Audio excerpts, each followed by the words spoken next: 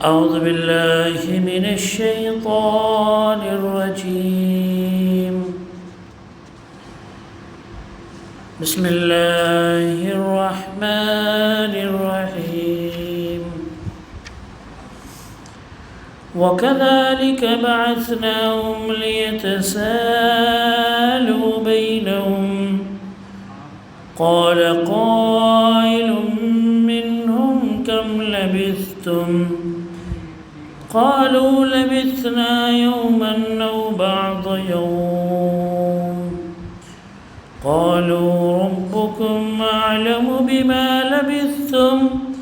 فابعثوا أحدكم بورقكم هذه إلى المدينة فلينظر أيها أزكى طعاما فليأتكم برزق منه وليتلطف ولا يشعرن بكم أحدا. اللہ تبارک و تعالی نے اس سے پہلے کی آیت میں بیان فرمایا تھا کہ کہف کے اندر، غار کے اندر جو نوجوان چھپ گئے تھے، ان کو اللہ تبارک و تعالی نے اس طرح سے رکھا تھا کہ اگر آپ ان کو دیکھتے تو ایسا محسوس ہوتا کہ وہ جگے ہوئے ہیں، حالانکہ وہ سوئے ہوئے تھے. اور اللہ تعالیٰ بیان فرما رہا ہے کہ اللہ تعالیٰ ان کو دائیں اور بائیں کروٹ بدلتا تھا، اور ان کا کتا جو تھا وہ دروازے پر اپنے بازو کو پھیلائے ہوئے بیٹھا تھا. کتے کی اکثر جو عادت ہوتی ہے وہ دروازے پر بیٹھنے کی عادت ہوتی ہے. تو اسی طرح سے اللہ تبارک و تعالیٰ نے ان کو ایسا رکھا تھا کہ دیکھنے والے کو یہ معلوم ہو کہ یہ پہرے دار ہے، پہرا یہاں پر دے رہا ہے. تو ان کی بھی حالت اللہ تعالیٰ نے ایسی ہی رکھی تھی. اور یہ بڑا عجیب منظر تھا کہ اگر کوئی دیکھتا تو مارے ڈر کے بھاگتا. تو اس طرح سے اللہ تبارک و تعالیٰ نے ان کو، اصحاب کہف کو 309 سالوں تک غار کے اندر سلائے رکھا. وَكَذَلِكَ بَعَثْنَاهُمْ، اور اللہ تعالیٰ بیان فرما رہا ہے کہ اسی طرح سے ہم نے ان کو اٹھایا، یعنی ان کو اللہ تعالیٰ نے سلائے رکھا اتنے دنوں کے بعد، اور پھر اللہ تبارک و تعالیٰ نے اٹھایا. لِيَتَسَاءَلُوا بَيْنَهُمْ، کیوں؟ تاکہ یہ لوگ آپس میں ایک دوسرے سے سوال کریں، سوال کریں، اور اللہ تبارک و تعالیٰ کی نشانی اور قدرت پھر معلوم ہو ان کو. قَالَ قَائِلٌ مِّنْهُمْ، تو یہ لوگ جب اٹھے سو کر تو ان میں سے ایک نے کہا کم لبثتم، کتنے دن سوئے رہے، کتنے دن رکے؟ قالوا لبثنا یوما او بعض یوم، تو انہوں نے کہا کہ ہم تو ایک دن یا پھر دن کا کچھ حصہ ہی یہاں پر سوئے رہے. حالانکہ وہ کتنے دنوں کے بعد، 309 سال کے بعد میں وہ اٹھے تھے.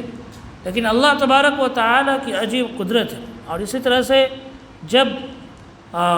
قیامت قائم ہوگی اور حشر کا میدان ہوگا تو جو لوگ، جو نیک صالح جو روح ہے، ان کو اللہ تبارک و تعالیٰ نے اس طرح سے سلا کر رکھا ہے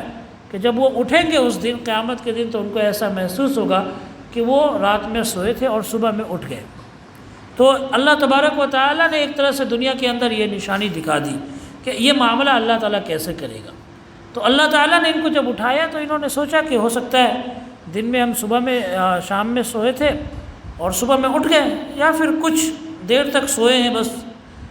قالوا ربکم اعلم بما لبثتم، تو انہوں نے کہا کہ آپ کا رب بہتر جانتا ہے کہ کتنے دن تک ہم سوئے رہے. فبعثوا احدکم بورقکم، تو انہوں نے کہا کہ اب ایک کام کرو، اپنے میں سے کسی ایک کو یہ چاندی کا جو ٹکڑا ہے، چاندی کا سکہ ہے، اس کو لے کر شہر بھیجو. فَلْيَنْظُرْ أَيُّهَا أَزْكَىٰ طَعَامًا، اور جا کر دیکھے کہ جہاں پاک کھانا ملتا ہے، پاک کھانا یعنی چونکہ ان کو یہ سمجھ میں آ رہا تھا کہ یہ وہی دور ہے، وہی زمانہ ہے، اور اس وقت سارے بت پرست لوگ تھے، شرک کرنے والے لوگ تھے، یہ توحید پر تھے. تو انہوں نے یہ کہا کہ پہلے جا کر دیکھو کہ کوئی ایسا کھانا ملے یا ایسی جگہ پر ہمیں ایسی جگہ سے کھانا ملے جہاں پر غیر اللہ کے نام پر کھانا نہ بنایا جاتا ہو، اللہ کے علاوہ کسی اور کے نام پر ذبح نہ کیا جاتا ہو. تو انہوں نے یہی سوچا، اور یہی سوچ کر اپنے ایک آدمی سے کہا کہ یہ چاندی کے سکے لے کر جاؤ اور دیکھو کہ جو سب سے زیادہ پاکیزہ کھانا جہاں پر ملے گا، جہاں پر غیر اللہ کے نام پر ذبح نہیں کیا جاتا ہوگا، یا پھر جو کھانا غیر اللہ کے نام کا بنا ہوا نہ ہو، فانظر ایھا ازکیٰ طعاما، تو وہ پاکیزہ کھانا لے کر آ جاؤ، فلیأتکم برزق منہ، اور وہ اس میں سے کچھ روزی کھانے کے لیے لے آئے، ولیتلطف، اور نرمی سے جائے، آہستگی سے جائے، زیادہ دکھاتے ہوئے نہیں، ولا یشعرن بکم احدا، کوئی بھی تم میں سے کیا ہے، تم میں سے کسی کو محسوس نہ کر سکے، وہ ان میں سے کوئی تم کو محسوس نہ کر سکے۔ یعنی انہوں نے پہلے جب بھیجا اپنے ساتھی کو شہر کی جانب تو ان کو یہ بتایا کہ دیکھو چپکے جانا، دکھا کر نہ جانا، کیونکہ وہ یہ سمجھ رہے تھے کہ وہی دور ہے اور بادشاہ ان کو ڈھونڈ رہا ہے۔ وہ بادشاہ جو تھا دقیانوس، جو بڑا ظالم بادشاہ تھا، اس کے بارے میں وہ یہ سوچ رہے تھے کہ یہ وہی بادشاہ ہے، اور اگر انہوں نے ہمیں دیکھ لیا یا لوگوں نے دیکھ لیا تب تو ہمیں یہ سب کے سب کیا کریں گے، پکڑ کے سزا دیں گے۔ تو انہوں نے کہا انہم یظہروا علیکم، اگر انہوں نے تم کو پکڑ لیا، تم پر غالب آ گئے، یرجموکم، تو یہ تو تم کو ماریں گے، پتھروں سے ماریں گے، رجم کریں گے، پتھروں سے تم کو ماریں گے، او یعیدکم فی ملتہم، یا پھر وہ تم کو تمہاری دین میں اپنی دین میں لوٹا دیں گے، تم کو وہ اپنی دین میں، اپنے مذہب میں وہ تم کو لوٹا دیں گے۔ وَلَن تُفْلِحُوا اِذًا أَبَدًا، اور اگر ایسا ہو گیا پھر تو تم ہرگز کامیاب نہیں ہوگے۔ یعنی کہ جس مقصد کے لیے تم چھوڑ کر آئے ہو اپنے شہر کو، اس غار میں تم نے پناہ لی ہے، اب تم جا رہے ہو شہر واپس پھر سے کھانا لینے کے لیے، تو اب اگر انہوں نے پکڑ لیا اور پھر سے تمہیں اپنے دین کے اندر واپس کر لیا تو پھر تب تو تم ناکام ہو جاؤ گے، تم کامیاب نہیں ہوگے۔ تو اس طرح سے یہ ایک تدبیر بتائی اس نے۔ کیوں اللہ تعالیٰ نے اس کو بیان کیا؟ اللہ تعالیٰ نے اس لیے بیان کیا تاکہ ہم یہ جان سکیں کہ ان کے دماغ میں یہی بات بیٹھی ہوئی تھی کہ ہم شام میں سوئے ہیں اور صبح میں اٹھ گئے ہیں، اور یہ وہی زمانہ ہے، وہی شہر ہے، اور وہی لوگ ہیں، وہی بادشاہ ہے، وہی ظالم لوگ، جو عیسائی بادشاہ تھا دقیانوس، جو بہت ظالم بادشاہ تھا۔ تو وَكَذَلِكَ أَعْثَرْنَا عَلَيْهِمْ، اب اللہ تعالیٰ بیان فرماتا ہے کہ ہم نے اس طرح سے لوگوں کے اوپر ان کو بتایا، ان کو واقف کیا، یعنی ان کو ہم نے بتایا لوگوں کے اوپر، اس راز کو ہم نے کھولا، لِيَعْلَمُوا، تاکہ لوگ یہ جان لیں، أَنَّ وَعْدَ اللَّهِ حَقٌّ، کہ اللہ کا وعدہ سچ ہے، وَأَنَّ السَّاعَةَ لَا رَيْبَ فِيهَا، اور اللہ قیامت میں کوئی بھی شک نہیں ہے، إِذْ يَتَنَازَعُونَ بَيْنَهُمْ أَمْرَهُمْ، کیونکہ وہ لوگ آپس میں اپنے معاملے میں جھگڑ رہے تھے، لڑائی کر رہے تھے۔ تو جب یہ آدمی جو جس کو بھیجا تھا شہر میں کھانا لینے کے لیے، وہ گیا تو راستے میں اس کو ساری چیزیں بدلی ہوئی معلوم ہوئی، وہ جا رہا ہے جہاں سے، وہ محل بدلے ہوئے، وہ جگہ بدلی ہوئی، وہ شہر بدلا ہوا، وہاں کے لوگ بدلے ہوئے، 309 سال پرانا جو ہے وہ ساری چیزیں ان کے ذہن میں تھی، اور اب جو ہے 309 سال کے بعد میں زبان، تہذیب، بول چال، رنگ ڈھنگ سب کچھ بدل چکا تھا۔ تو یہ بڑا تعجب کر رہا تھا، اسے ایسا محسوس ہو رہا تھا کہ کہیں میں پاگل تو نہیں ہو گیا یا میں خواب تو نہیں دیکھ رہا ہوں، لیکن جو ہے پھر کسی طرح سے یقین کر کے وہ گیا ایک دکان میں، اور دکان میں جا کر اس نے پھر سوال کیا، کچھ کھانے کے لیے مانگا، تو دکاندار نے دیکھا وہ چاندی کا سکہ کہ یہ تو بہت پرانا ہے، تو پہلے تو ان لوگوں نے سوچا کہ شاید اس کو کوئی خزانہ ہاتھ لگا ہے، تو اسی خزانے میں سے اس نے چاندی کا سکہ نکالا، لیکن اس کی شکل بھی پوری شکل بھی الگ ہے، اور بات چیت جو ہے زبان پوری الگ ہے، وہ 309 سال پرانی بات چیت۔ پھر انہوں نے بتایا اپنے بارے میں، دقیانوس بادشاہ کے بارے میں، تو انہوں نے کہا کہ دقیانوس بادشاہ تو یہ تو بہت پرانا ہے۔ پھر لوگ جمع ہوئے، اور لوگوں کے بعد میں وہاں کے بادشاہ کو جو ہے اس کی خبر ہوئی، تو وہ جو بادشاہ تھا اس وقت کا بادشاہ وہ صحیح دین پر آ چکا تھا۔ پہلا والا بادشاہ تو ظالم تھا، لیکن اس وقت کا جو بادشاہ تھا وہ صحیح دین پر آ چکا تھا، وہ حق پر آ چکا تھا، اس وقت کا جو بھی دھرم رہا ہو، جو بھی مذہب رہا ہو، اس کے مطابق وہ حق پر آ چکا تھا۔ تو اس کے بعد میں بادشاہ کو اس بات کی خبر ہوئی، تمام لوگ جو ہے وہ بھی نوجوان جو ہے غار میں گیا پھر واپس جانے کے بعد میں پھر تمام لوگ اس کے پیچھے گئے، لیکن نوجوان نے کہا کہ پہلے مجھے جانے دو، اور پھر وہ نوجوان اندر غار میں گیا، اور اللہ تبارک و تعالیٰ نے ان کو پھر سے اسی وقت میں اللہ تعالیٰ نے سب کو موت دے دی، وہ سارے کے سارے نوجوان اللہ تعالیٰ نے موت دے دی سب کو۔ تو اللہ تعالیٰ نے بس ایک نشانی کے طور پہ، اور اس زمانے میں اس لیے اللہ تبارک و تعالیٰ نے ان کو اٹھایا تھا کیونکہ یہ جو لوگ تھے حق پر تو تھے، لیکن ان کے یہاں ایک چیز شک میں تھی کہ کیا اللہ تبارک و تعالیٰ مرنے کے بعد میں انسان کو دوبارہ جسم کے ساتھ میں زندہ کرے گا، یا صرف روح کو اللہ تبارک و تعالیٰ زندہ کرے گا۔ اس پر وہ لوگ آپس میں شک میں تھے اور ان پر صحیح جواب ان کو نہیں مل پا رہا تھا۔ تو جب انہوں نے اس معاملے کو دیکھا کہ 309 سال تک اللہ تبارک و تعالیٰ نے ایک شخص کو 7 لوگوں کو سلائے رکھا اور پھر پورے جسم کے ساتھ میں پورے بدن کے ساتھ میں ان کو اٹھایا، اب ان کو یقین ہو گیا، ان کا شک دور ہو گیا کہ اللہ تعالیٰ مرنے کے بعد بھی انسان کو قیامت میں روح اور جسم دونوں کے ساتھ میں اللہ تبارک و تعالیٰ اٹھائے گا۔ تو اسی کے بارے میں اللہ تعالیٰ نے بیان فرمایا اذ یتنازعون بینہم امرہم، کہ یہ لوگ آپس میں اپنے معاملے میں جھگڑ رہے تھے، اپنے معاملے میں یہ لوگ لڑائی کر رہے تھے۔ فقالوا بنوا علیہم بنیانا، اب یہ لوگ جب مر گئے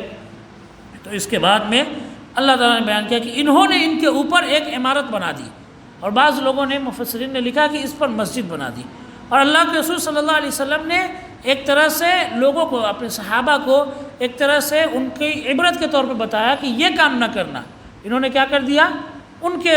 چونکہ عقیدے غلط تو ہر دور میں ہوتے ہیں، انسان صحیح دین پر ہوتا ہے لیکن عقیدے میں جو ہے غلطی آ جاتی ہے، تو انہوں نے کیا کیا، ان کی یاد میں اس جگہ پر مسجد بنا دی۔ لیکن ہمارے اسلام کے اندر اللہ کے رسول صلی اللہ علیہ وسلم نے صاف منع فرمایا، اور اللہ کے رسول صلی اللہ علیہ وسلم کی وہ صاف حدیث ہے کہ لعن